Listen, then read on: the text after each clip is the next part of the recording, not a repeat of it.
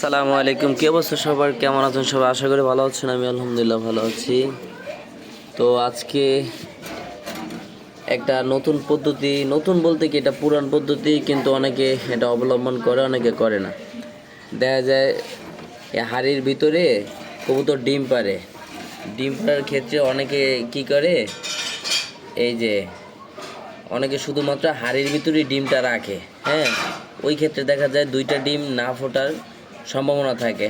ফোটে, একটা ফোটে এবং একটা ফোটে না ঠান্ডার কারণে। কারণ এই হাঁড়িটা কিন্তু সবসময় ঠান্ডা থাকে। কারণ আমি কি করছি, এটার ভিতরে বালু দিয়েছি এবং একটা চটের সালা যেটাকে বলে সেটা কেটে দিয়েছি উপর দিয়ে।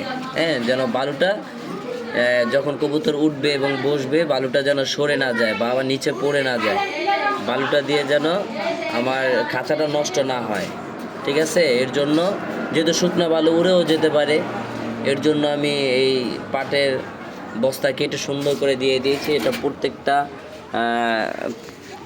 প্রত্যেকটা কবুতরকে এভাবেই দিয়ে দিয়েছি। আমার এই কবুতরগুলো এখনও সিঙ্গেল আছে। হ্যাঁ, এখনও জোড়া দেয়নি, বাট তাদেরকে সিস্টেম করে দিয়ে দিয়েছি। এইখানেও দিয়ে দিয়েছি, এখানে একটা জোড়া দিয়েছি।